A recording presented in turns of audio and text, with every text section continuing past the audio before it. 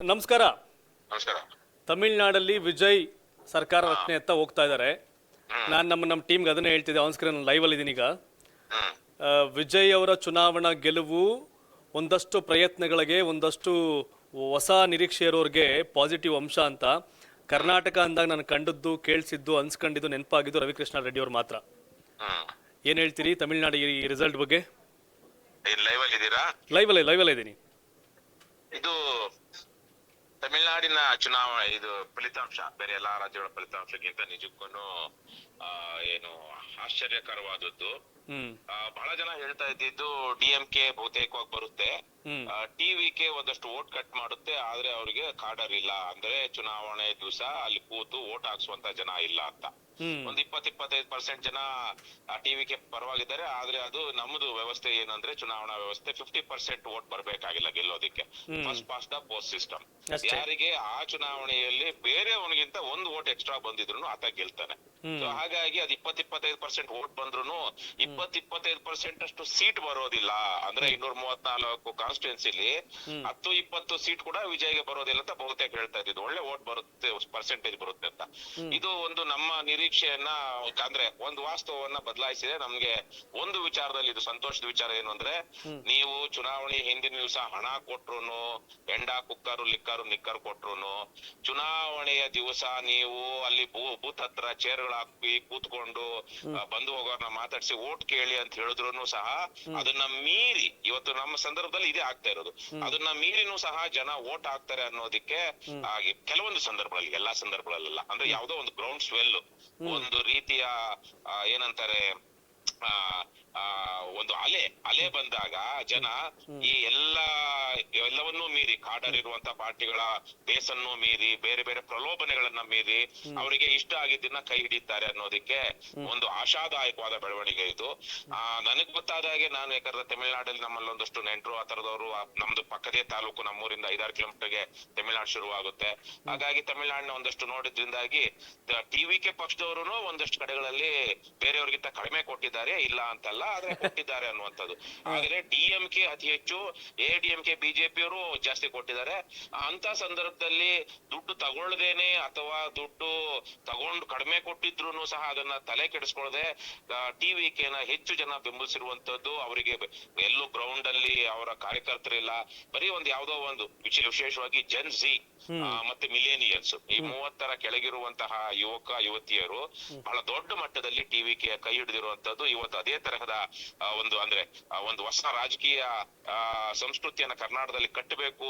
ಆದ್ರೆ ಈ ಸ್ಥಾಪಿತ JCB ಪಕ್ಷಗಳ ನಡುವೆ ಅವರ ಹಣ, ಹೆಂಡ, ಕುಕ್ಕರ್ ಲಿಕ್ಕರ್ ನಿಕ್ಕರ್ ರಾಜಕಾರಣದ ಮಧ್ಯೆ, ಮತ್ತೆ ಜಾತಿ ಮತ್ತು ಕೋಮು ಪ್ರೇರಿತ ರಾಜಕಾರಣದ ನಡುವೆ ಇದನ್ನ ಹೇಗೆ ಮೀರೋದು ಅಂತ ಯೋಚನೆ ಮಾಡ್ತಿರುವಂತ ನನ್ನಂತವ್ರಿಗೂ ಇದೊಂದು ರೀತಿಯಲ್ಲಿ ಆಶಾದಾಯಕ ಬೆಳವಣಿಗೆ. ನಿಮಗೆ ಗೊತ್ತಿರಬಹುದು, TVK ಆತ ಬಹಳ ಜನರಿಗೆ ವಿಜಯ್ ಕ್ರಿಶ್ಚಿಯನ್ ಅಂತ ಗೊತ್ತಿರ್ಲಿಲ್ಲ ತಮಿಳ್ನಾಡಲ್ಲಿ. ಆದ್ರೆ ಈ ಚುನಾವಣೆಯ ಸಂದರ್ಭದಲ್ಲಿ ಬಹುತೇಕರಿಗೆ ಆತ ಕ್ರಿಶ್ಚಿಯನ್ ಅಂತ ಗೊತ್ತಾಯ್ತು. ಯಾರೋ ಒಬ್ರು ನಾನು ತಮಿಳ್ನಾಡವ್ರ ಜೊತೆ ಮಾತಾಡ್ತಿದ್ದಾಗ ಹೇಳ್ತಿದ್ರು, ಆತ ಕ್ರಿಶ್ಚಿಯನ್ ಅಂದ್ಕೊಂಡಿರ್ಲಿಲ್ಲ ಜನ, ಈಗ ಕ್ರಿಶ್ಚಿಯನ್ ಅಂದ್ಕೊಂಡಿದ್ದಾರೆ, ಹಾಗಾಗಿ ಅಷ್ಟೇನು ಜಾಸ್ತಿ ಸಪೋರ್ಟ್ ಮಾಡದೆ ಹೋಗಬಹುದು ಅಂತ ಹೇಳ್ತಾ ಇದ್ರು. ಆದ್ರೆ ಜಾತ್ಯಾತೀತವಾಗಿ ಕ್ರಿಶ್ಚಿಯನ್ನರು, ಹಿಂದೂಗಳು, ಮುಸಲ್ಮಾನರು ಅನ್ನೋದೇ ತಮಿಳ್ನಾಡಿನಲ್ಲಿ TVK ಪಕ್ಷಕ್ಕೆ ಇಷ್ಟು 30-35% ವೋಟು ಅಂತ ಹೇಳ್ತಾ ಇದ್ರು ಇಲ್ಲಿ ತನಕ. DMK ಮತ್ತೆ ADMK ಗೆ ಸುಮಾರು 24% ಬಂದಿದ್ರೆ 30-35% ಗಿಂತ ಹೆಚ್ಚಿನ ಮತದಾರರು TVK ಗೆ ವೋಟ್ ಹಾಕಿದ್ದಾರೆ ಅಕ್ರಾಸ್ ತಮಿಳ್ನಾಡು ಅಂತ. ಸೊ ಹಾಗಾಗಿ ಇದೊಂದು ಆಶಾದಾಯಕ ಬೆಳವಣಿಗೆ. ನನ್ನದು ಒಂದು ತಕರಾರು ಇದ್ದಿದ್ದು,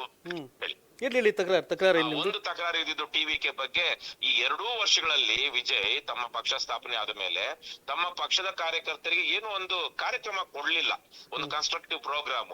ಅದು ಭ್ರಷ್ಟಾಚಾರದ ವಿರುದ್ಧ ಇರಬಹುದು ಅಥವಾ ಇನ್ಯಾವುದೋ ಸ್ವಚ್ಛತಾ ಕಾರ್ಯಕ್ರಮ, ಯಾವ್ದಾದ್ರು ಒಂದು ಕಾರ್ಯಕ್ರಮ ಕೊಟ್ಟು ಆ ತರಕ್ಕೆ ಕಾರ್ಯಕರ್ತರನ್ನ ನಮ್ಮ ತತ್ವಗಳು, ಸಿದ್ಧಾಂತಗಳು ಇದು ಅಂತ ಸಿದ್ಧ ಮಾಡಬೇಕಾಗಿತ್ತು. ಹಾಗಾಗಿ TVK ಗೆ ಜನ ಬೆಂಬಲಿಸಿದ್ದಾರೆ ಅಂದ ಮಾತ್ರಕ್ಕೆ ಆ TVK ಪಕ್ಷದ ಕಾರ್ಯಕರ್ತರು DMK ಮತ್ತು ADMK ಪಕ್ಷಗಳ ಮುಂದಿನ ದಿನಗಳಲ್ಲಿ, ಯಾಕಂದ್ರೆ ಅಧಿಕಾರ ನಾನಾ ತರಹದ ದುಷ್ಟರನ್ನ ಆಕರ್ಷಿಸ್ಬಿಡುತ್ತೆ. ಇವತ್ತು DMK ADMK ನಾಳೆ TVK ನಲ್ಲಿ ಗುರ್ಸ್ಕೊಳ್ಬಹುದು. ಹಾಗಾಗಿ ಆ ಪಕ್ಷದೊಂದು ಒಂದು ಸಂಸ್ಕೃತಿ, ಅದರದೊಂದು ಆಚಾರ ವಿಚಾರ ಅಂತ ಇರ್ಬೇಕಾಗಿತ್ತು.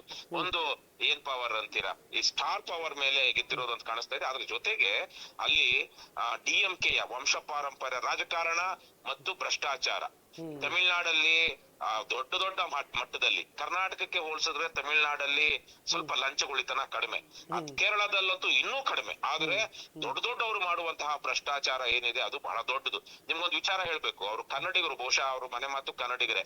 ಬೆಂಗಳೂರು ನಮ್ಮ ಆನೇಕಲ್ ಪಕ್ಕದ ತಳಿ ಅನ್ನುವಂತ ವಿಧಾನಸಭಾ ಕ್ಷೇತ್ರ, ಅದು ಕನಕಪುರ ಮತ್ತು ಆನೇಕಲ್ ವಿಧಾನಸಭಾ ಕ್ಷೇತ್ರಗಳ ತಾಲೂಕುಗಳ ಪಕ್ಕದಲ್ಲಿರುವಂತದ್ದು. ಅಲ್ಲಿರುವಂತಹ ಸಿಪಿಎಂ ಅಭ್ಯರ್ಥಿ, ಅವರು ಹಿಂದೆ ಸಿಪಿಎಂ ಅಲ್ಲಿ ಇದ್ರು, ಆಮೇಲೆ ಡಿಎಂಕೆ ಇದ್ರ ಮೇಲೆ ಗೆದ್ರು, ಈಗ ಮತ್ತೆ ಸಿಪಿಎಂ ಕ್ಯಾಂಡಿಡೇಟ್ ಆಗಿದ್ದಾರೆ. ಒಂದ್ ಸಲದ 2 ಸಲದ MLA ರಾಮಚಂದ್ರ ಅಂತ.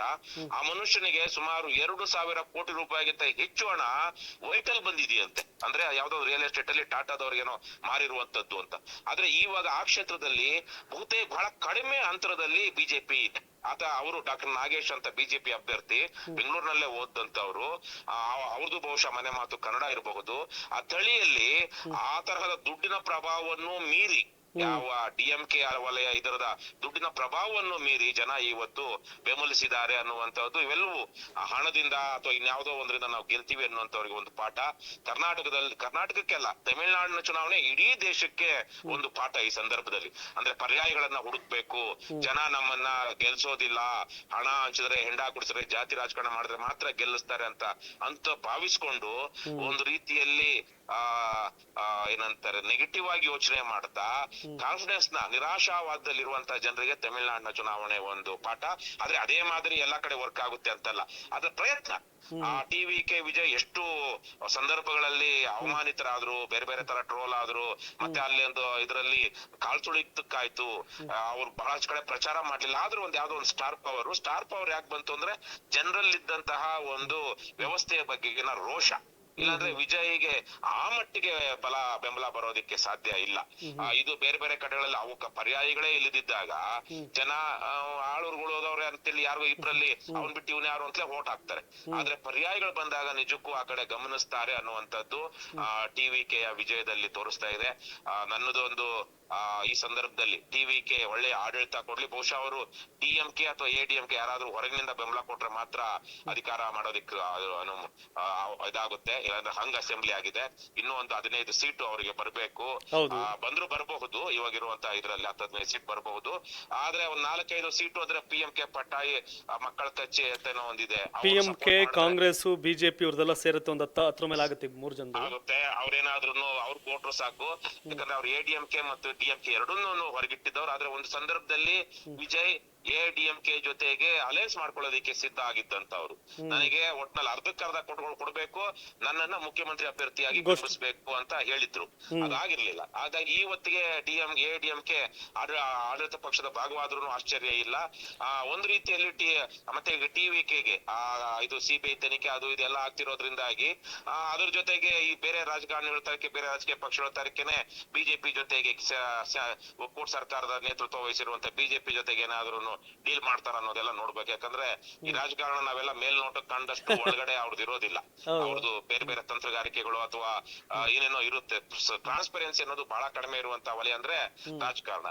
ಆದ್ರೆ ಜನ ಬೆಂಬಲಿಸಿದ್ದಾರೆ, ಜನ ಕೈ ಹಿಡಿದಿದ್ದಾರೆ. ಜನರ ವಿಶ್ವಾಸಕ್ಕೆ ದ್ರೋಹ ಮಾಡುವ ಯಾರೂನು ದೀರ್ಘಕಾಲದಲ್ಲಿ ಒಳ್ಳೆಯ ಸ್ಥಾನವನ್ನಾಗ್ಲಿ ಮಾನವನ್ನಾಗ್ಲಿ ಪಡೆಯೋದಿಲ್ಲ. ತಾತ್ಕಾಲಿಕವಾಗಿ ಒಂದಷ್ಟು ಗೆಲುವಾಗುತ್ತೆ. ಆದ್ರೆ ನಾನು ಕಂಡುಕೊಂಡಾಗ ನಮ್ಮ ರಾಜ್ಯದಲ್ಲಿಯೇ ಹಲವಾರು ಜನರ ಉದಾಹರಣೆಗಳನ್ನ ನಾನು ಸ್ವತಃ ಗಮನಿಸಿ ನೋಡಿರೋದ್ರಿಂದ ಪ್ರಕೃತಿ ಅವರಿಗೆ ಒಂದಲ್ಲ ಒಂದ್ ರೀತಿ ಪಾಠ ಕಲಿಸುತ್ತೆ. ಹಾಗಾಗಿ ಆ ತರಹದ ಒಂದು ಕೆಟ್ಟ ಯಾವುದೇ ವಿಚಾರಗಳಿಗೆ ಹೋದ್ರೆ ಒಳ್ಳೆಯ ಆಡಳಿತವನ್ನ ಕೊಡ್ಲಿ. ಇವತ್ತು ಇಡೀ ದಕ್ಷಿಣ ಭಾರತದಲ್ಲಿ ಕೇರಳ ಬಿಟ್ರೆ, ಆದ್ರೆ ಕೇರಳಕ್ಕಿಂತ ಒಂದು ರೀತಿಯಲ್ಲಿ ಆಂತರಿಕ GDP ನಲ್ಲಿ ಬಹಳ ಬಲಿಷ್ಠವಾದ ಸ್ಥಾನದಲ್ಲಿರುವಂತಹದ್ದು ತಮಿಳುನಾಡು. ಕೇರಳದಕ್ಕೆ ಹೊರಗಿನಿಂದ ದುಡ್ಡು ಜಾಸ್ತಿ ಬರುತ್ತೆ, ಮತ್ತೆ ಅಲ್ಲಿ ಬೇರೆ ಆ ತರಹದ ಸಂಪನ್ಮೂಲಗಳಿಲ್ಲ. ಅವ್ರದ್ದು ಕೇರಳ ಆರ್ಥಿಕವಾಗಿ ಚೆನ್ನಾಗಿದೆ ಅಂದ್ರೂ ಅದ್ರ ಕಾರಣಗಳು ಬೇರೆ ಇದೆ. ಆದ್ರೆ ಇಂಟರ್ನಲ್ ಡೊಮೆಸ್ಟಿಕ್ GDP ಆ ಲೆಕ್ಕಾಚಾರದಲ್ಲಿ ಬಹಳ ದೇಶದಲ್ಲಿ ಅತ್ಯಂತ ಮುಂದುವರಿದ, ಆರ್ಥಿಕವಾಗಿ ಮತ್ತು ವೈಚಾರಿಕವಾಗಿಯೂ ಹಲವಾರು ವಿಚಾರಗಳಲ್ಲಿ ಮುಂದುವರಿದ ರಾಜ್ಯ ಅಂದ್ರೆ ತಮಿಳುನಾಡು. ಅಂತಹ ಒಂದು ತಮಿಳುನಾಡಿನಿಗೆ ವಿಜಯ್ ಅಂತ ಅವರು ಮುಖ್ಯಮಂತ್ರಿಯಾಗಿ ಒಂದು ಒಳ್ಳೆಯ ಆಡಳಿತ ಕೊಡ್ಲಿ, ಅಲ್ಲಿ ಭ್ರಷ್ಟಾಚಾರವನ್ನ ತೊಲಗಿಸ್ಲಿ. ಅದೇ ಸಂದರ್ಭದಲ್ಲಿ ಅವರ ಕಾರ್ಯಕರ್ತರಿಗೂ ಒಂದು ವಿಚಾರಧಾರೆಯನ್ನ ಇಟ್ಟುಕೊಂಡು ಅವರೊಂದಷ್ಟು ರಚನಾತ್ಮಕ ಕಾರ್ಯಕ್ರಮಗಳನ್ನ ಕೊಡ್ಲಿ. ಇಲ್ಲಾಂದ್ರೆ ರಚನಾತ್ಮಕ ಕಾರ್ಯಕ್ರಮಗಳನ್ನ ಕೊಡೋದೇ ನಾವು ಕಾರ್ಯಕರ್ತರನ್ನ ಸಿದ್ಧ ಮಾಡಿದ್ರೆ ಅವರು ಸಹ ಇರುವಂತಹ ಏನಂತಾರೆ ಸಾಂಪ್ರದಾಯಿಕ ಪಕ್ಷಗಳ ಕಾರ್ಯಕರ್ತರ ರೀತಿಯಲ್ಲಿ ಅವರ ಬಿಹೇವಿಯರ್ ಇರುತ್ತೆ ಹೊರತು ಅದು ಒಂದು ಬದಲಾವಣೆ. ಈಗ ನಾವ್ ಯಾವಾಗಲೂ ಒಂದು ಮಾತು ಹೇಳ್ತಿದ್ದೆ, ಬಹುಶಃ ನಿಮ್ಮ ಇದ್ರಲ್ಲಿ ಹೇಳಿದ್ದೆ, ಆಟಗಾರರು ಬದಲಾಗ್ತಾ ಇದ್ದಾರೆ ಆದ್ರೆ ಆಟದ ನಿಯಮಗಳು ಬದಲಾಗ್ತಾ ಇಲ್ಲ, ಪಕ್ಷಗಳು ಬದಲಾಗ್ತಾ ಇದೆ, ಬೇರೆ ಬೇರೆ ಪಕ್ಷಗಳ ಆಡಳಿತ ಬರ್ತಾ ಇದೆ, ಆದ್ರೆ ಆಡಳಿತ ಮಾತ್ರ ಅದೇ ತರಹಕ್ಕೆ ಇದೆ ಅನ್ನುವಂತಹ ಅರ್ಥದಲ್ಲಿ. ಸೊ ಆ ತರಕ್ಕಾಗದೆ ಇಡೀ ದೇಶಕ್ಕೇನೆ ಮಾದರಿಯಾದಂತಹ ಒಂದು ಆಡಳಿತವನ್ನ ಟಿವಿಕೆ ವಿಜಯ್ ಕೊಡ್ಲಿ. ಮತ್ತೆ ಕರ್ನಾಟಕದಲ್ಲೂ ಸಹ ನಾವು ಕರ್ನಾಟಕ ರಾಷ್ಟ್ರ ಸಮಿತಿ ಪಕ್ಷ ನೀವು ಹೇಳಿದ ಹಾಗೆ ಇವತ್ತು ಕರ್ನಾಟಕದಲ್ಲಿ ಒಂದು ಪರ್ಯಾಯವನ್ನ ಕಟ್ಟೋದಿಕ್ಕೆ ಪ್ರಯತ್ನಿಸ್ತಾ ಇದೆ. ಬಹಳ ಜನ ಹೇಳೋದೇನು, ಕರ್ನಾಟಕದವರು ಹಣ ಕೊಡದೇ ಇದ್ರೆ, ದುಡ್ಡು ಕೊಡದೇ ಇದ್ರೆ ಓಟ್ ಹಾಕೋದಿಲ್ಲ ರೀ, ಇಲ್ಲಿ ಸಿಕ್ಕಾಪಟ್ಟೆ ಜಾತಿವಾದ ರೀ ಅಂತೆಲ್ಲ ಹೇಳ್ತಾರೆ. ಇದೇ ತರಕ್ಕೆ ಜಾತಿ ದುಡ್ಡು ಇರುವಂತಹ ತಮಿಳುನಾಡಿನಲ್ಲಿ ಈ ತರಹದ ಕ್ರಾಂತಿಕಾರಕವಾದಂತಹ ಒಂದು ಬದಲಾವಣೆ ಆಗಿದೆ ಅಂದ್ರೆ ಕರ್ನಾಟಕದಲ್ಲಿ ಯಾಕೆ ಸಾಧ್ಯವಿಲ್ಲ? ಮತ್ತೆ ಅದೇ ತರಹಕ್ಕೆ ಅಪ್ಪ ಹಾಕಿದ ಆಲ್ದ ಮರ ಅಂತೇಳಿ ಅದೇ JCB ಪಕ್ಷಗಳ ಭ್ರಷ್ಟ ಮತ್ತು ಕುಟುಂಬ ರಾಜಕಾರಣಕ್ಕೆ ವಿಶೇಷವಾಗಿ ನಮ್ಮ ರಾಜ್ಯದ ಈ ಪ್ರಗತಿಪರರು ಅಂದ್ಕೊಳ್ಳುವಂತವರು, ಬುದ್ಧಿಜೀವಿಗಳು, ಚಿಂತಕರು ಅಥವಾ ರಾಜಕೀಯ ಪಂಡಿತರು, ಒಂದಷ್ಟು ಪತ್ರಕರ್ತರು ಇದನ್ನೆಲ್ಲ ಬಿಟ್ಟು ಒಂದು ಸಕಾರಾತ್ಮಕ ಯೋಚನೆಗಳನ್ನ ಮಾಡಿ ಅವರು ಸಹ ಒಂದು ಜನಾಭಿಪ್ರಾಯವನ್ನ ರೂಪಿಸ್ಲಿ. ಅದಕ್ಕೆ ಬೇಕಾದ ಭೂಮಿಕೆಯನ್ನ ಸಿದ್ಧ ಮಾಡುವಂತವ್ರು ಯಾರು ಇಂಥ ವಿಚಾರಗಳಲ್ಲಿ ಜನಾಭಿಪ್ರಾಯವನ್ನ ರೂಪಿಸುವಂತಹ ಸ್ಥಾನದಲ್ಲಿರುವಂತಹ ಪ್ರಭಾವಿಗಳಾಗಿರುವಂತಹ ಚಿಂತಕರು, ಪತ್ರಕರ್ತರು, ಒಂದು ಸಮಾಜಮುಖಿಯಾಗಿ ಕೆಲಸ ಮಾಡ್ತಾ ಸಮಾಜದಲ್ಲಿ ಗೌರವ ಗಳಿಸಿರುವಂತವ್ರು. ಹಾಗಾಗಿ ಅಂತಹ ಯೋಚನೆಗಳನ್ನ, ಬದಲಾವಣೆಯ ಕುರಿತಾದ ಮಾತುಗಳನ್ನ ಅವ್ರು ಆಡ್ತಾ ಹೋಗ್ತಿದ್ದಾಗ ಈಗ ನಮ್ಮಂತವ್ರಿಗೂ ನಮಗೆ ಆಗಬೇಕು ಅಂತಿಲ್ಲ, ಯಾರೇ ಒಂದು ಹೊಸಬರು ಬಂದು ಒಂದಷ್ಟು ಇದೆಲ್ಲ ನಮ್ಮಲ್ಲಿ ಆಗುತ್ತೆ, ವರ್ಕೌಟ್ ಆಗುತ್ತೆ ಅಂತೀರಿ ಒಟ್ನ ಫೈನಲಿ? ಅಲ್ಲ, ಆಗ್ಬೇಕು. ಕರ್ನಾಟಕದಲ್ಲೂ ಜನ ರೋಸತ್ತಿದ್ದಾರೆ. ಹೇಗೆ ಆಗ ನೋಡಿದ್ರೆ ತುಂಬಾ ದೊಡ್ಡ ಮಟ್ಟದ ಏನು ಕೆಟ್ಟ ಗಾಳಿ ಅಥವಾ ಕೆಟ್ಟ ಇದು ಆರೋಪಗಳು DMK ಮೇಲೆ ಇರ್ಲಿಲ್ಲ. ಆದ್ರೆ ಭ್ರಷ್ಟಾಚಾರ ಸರ್ವೇ ಸಾಮಾನ್ಯ ಅಂತಿತ್ತು. ಅದ್ರ ಜೊತೆಗೆ ಕುಟುಂಬ ರಾಜಕಾರಣ. ಈಗ ಸ್ಟಾಲಿನ್ ಬಿಟ್ರೆ ಯಾರು ನೆಕ್ಸ್ಟ್? ಉದಯನಿಧಿ ಅಂತ. ಈಗ ಇಬ್ರು ಸೋಲ್ತಾ ಇದ್ದಾರೆ TVK ಅಂತ ಒಂದು ವರದಿ ಬಂದಿದೆ. ಹಾಗಾಗಿ ಕರ್ನಾಟಕದಲ್ಲೂ ಯಡಿಯೂರಪ್ಪ ನಂತರ ಯಾರು? ವಿಜಯೇಂದ್ರ. ಸಿದ್ದರಾಮಯ್ಯ ನಂತರ ಯಾರು? ಯತೀಂದ್ರ. ಕುಮಾರಸ್ವಾಮಿ ನಂತರ ಯಾರು? ನಿಖಿಲ್. ಈ ತರಹದ ಒಂದು ರಾಜಕೀಯ ಪರಿಸ್ಥಿತಿ ರಾಜ್ಯದಲ್ಲೂ ಇದೆ. ಇದನ್ನ ಮೀರಿ ಅವರು ಯೋಚನೆ ಮಾಡಿ ಜನಪರವಾಗಿ ಪ್ರಜಾಸತ್ತಾತ್ಮಕವಾಗಿ ಗೌರವವನ್ನ ಗಳಿಸಿ ಒಂದು ರಾಜ್ಯವನ್ನ ಕಟ್ಟೋ ನಿಟ್ಟಲ್ಲಿ ಹೋಗ್ಲಿ. ಇಲ್ಲ ಅಂದ್ರೆ ಇದು ಈ ನಮ್ಮ ಸಾಂಪ್ರದಾಯಿಕವಾದಂತ ರಾಜಕೀಯ ಪಕ್ಷಗಳಿಗೆ ಕರ್ನಾಟಕದಲ್ಲಿ ಜನ ಇವತ್ತಿಲ್ದೇ ಇರಬಹುದು, 26ರಲ್ಲಿ ಇಲ್ದೇ ಇರಬಹುದು, 28ಕ್ಕೆ ಆಗೋದಿಲ್ಲ ಅಂತ ಏನಿದೆ. 2 ವರ್ಷಗಳಿಂದ TVK ಏನಿತ್ತು? 2 ವರ್ಷಗಳಲ್ಲಿ ಇವತ್ತು ಆ ಪಕ್ಷ ಅಲ್ಲಿ ತನಕ ಬಂದಿದೆ. ಅಂದ್ರೆ ಜೊತೆಗೆ ಜನ ಸ್ವಯಂ ಪ್ರೇರಿತವಾಗಿ ಓಟ್ ಹಾಕಿದ್ದಾರೆ. ಅವ್ರು ಯಾರೇ ದುಡ್ಡು ಕೊಟ್ಟು ಕರ್ಕೊಂಡ್ ಬಂದಿಲ್ಲ, ಅವ್ರಿಗೆ ಯಾವ್ದೋ ಜಾತಿ ತೋರಿಸಿ ಕರ್ಕೊಂಡ್ ಬಂದಿಲ್ಲ. ಸ್ವಯಂ ಪ್ರೇರಿತವಾಗಿ ಹೋಗಿ ತಾವಾಗಿಯೇ ತಾವೇ ಯಾರದೇ ಪ್ರಚೋದನೆಗೊಳಗಾಗದೆ TVKಗೆ ತಮಿಳುನಾಡಿನ 35% ಗಿಂತ ಹೆಚ್ಚು ಜನ, ಅಂದ್ರೆ 10ರಲ್ಲಿ ಸುಮಾರು 4 ಜನ ಹೋಗಿ ಓಟ್ ಹಾಕಿದ್ದಾರೆ. ಕರ್ನಾಟಕದಲ್ಲಿ 10ರಲ್ಲಿ ಒಬ್ರು ಓಟ್ ಹಾಕಿದ್ರು ನಮ್ಮ ರಾಜ್ಯದ ರಾಜಕಾರಣ ಬದಲಾಗುತ್ತೆ. ತುಂಬಾ ಏನು ನಾವು ನಿರೀಕ್ಷೆ ಮಾಡ್ತಾ ಇಲ್ಲ ರಾಜ್ಯದ ರಾಜಕಾರಣ ಬದಲಾಗುತ್ತೆ. ಎಸ್ ಸರ್, ಓವರ್ ಆಲ್ ನಮ್ಮಲ್ಲಿ ಬದಲಾವಣೆಗಳನ್ನ ಜನ ಒಪ್ಕೊಂಡ್ರೆ, ಅದನ್ನ ನಿಭಾಯಿಸಿದ್ರೆ ಮತ್ತು ಅದನ್ನ ಜಾರಿ ಮಾಡಿದ್ರೆ ನಮ್ಮಲ್ಲೂ ಬದಲಾಗುತ್ತೆ ಅಂತ ಹೇಳ್ತಾ ಇದ್ದೀರಿ. ಏನೇಯೋ ನಾವು ಯಾಕೆ ನಿಮಗೆ ಫೋನ್ ಕಾಲ್ ಬಂದೆ ಲೈವ್ಗೆ ಅಂತಂದ್ರೆ, ಬಿಕಾಸ್ ಆಫ್ ನಮಗೆಲ್ಲ ತಮಿಳ್ನಾಡು ಹಿಂಗೆಲ್ಲ ಆದಾಗ ನಮ್ಮಲ್ಲೂ ಆಗ್ಬೇಕು ಅನ್ನೋದು ಒಂದು ನಮ್ಮ ನಿರೀಕ್ಷೆ ಮತ್ತು ಜನ ನಿರೀಕ್ಷೆ ಇರೋ ಕಾರಣಕ್ಕೆ ಇದು ಮಾಡಿ ಕಡೆ ಮಾಡಿ. ತಮಿಳ್ನಾಡಿನ TVKಯ ಇದೇನಿತ್ತು ಸಿಟಿ ಅವ್ರದ್ದು TVKಯ ಚಿಹ್ನೆ, ನಿಮ್ದು ಅದೇ. ಕರ್ನಾಟಕ ರಾಷ್ಟ್ರ ಸಮಿತಿ ಪಕ್ಷದ ನಮ್ಗೆ ಮೊದಲ ಚುನಾವಣೆ ಸ್ವಲ್ಪ ಏನೋ ಒಂದು ವಿಶ್ವಾಸ ದ್ರೋಹ ಆಗಿದ್ದ ಕಾರಣಕ್ಕೆ ಅದು ಸಿಗ್ಲಿಲ್ಲ. ಆದ್ರೆ ಮಿಕ್ಕ ಚುನಾವಣೆಗಳಲ್ಲಿ ನಾವು ಮೊದ್ಲಿಂದಲೂ ನಮ್ಮ ಚಿಹ್ನೆಯಾಗಿ ಅದನ್ನೇ ಬಳಸ್ತಾ ಇದೀವಿ. ಜನ ಜನರನ್ನ ಎಚ್ಚರಿಸಬೇಕು, ಜನ ಎಚ್ಚೆತ್ಕೊಳ್ಬೇಕು ಅನ್ನುವ ರೀತಿನಲ್ಲಿ. ಹಾಗಾಗಿ ಬಾಯಲ್ಲಿ ಸೀಟಿ, ಕೈಯಲ್ಲಿ ಲಾಟಿ ಅನ್ನುವಂತ ನಮ್ಮ ಘೋಷವಾಕ್ಯ ಏನಿದೆ ಅದು ಸಹ ಮುಂದಿನ ದಿನಗಳಲ್ಲಿ ಏನೇಯೋ ಒಳ್ಳೆಯವ್ರಿಗೆ ಒಳ್ಳೇದಾಗ್ಲಿ ಅಂತ ಹೇಳ್ತಾ, ನಿಮ್ಮ ನಿರೀಕ್ಷೆ ಈಡೇರ್ಲಿ, ಕರ್ನಾಟಕಕ್ಕೆ ಒಳ್ಳೆ ನಾಯಕರುಗಳು ಸಿಗ್ಲಿ ಅಂತ ಹೇಳ್ತಾ ನಾನು ಮಾತು ಮುಗಿಸ್ತೀನಿ. Thank you so much sir ಮಾತಾಡೋಕ್ಕೆ. Thank you. ಎಸ್, ಇದು ರವಿಕೃಷ್ಣ ರೆಡ್ಡಿ ಅವ್ರ ಮಾತು. ಬಿಕಾಸ್ ಆಫ್ ಕರ್ನಾಟಕದಲ್ಲಿ ಆ ಥರ ರಾಜಕಾರಣದ ಲೆಕ್ಕಾಚಾರ ಅಂದರೆ ಒಂದು ಉಪೇಂದ್ರ ಪ್ರಜಾಕೀಯ, ಮತ್ತೊಂದು ರವಿಕೃಷ್ಣ ರೆಡ್ಡಿ ಅವ್ರದ್ದು. ನಮ್ಮಲ್ಲಿ ಫೇಲ್ಡ್ ಫಾರ್ಮುಲಾ ಮುಗಿತದು ಅಂದರೆ ಅದೇನು ಸಕ್ಸಸ್ ಆಗಲಿಲ್ಲ.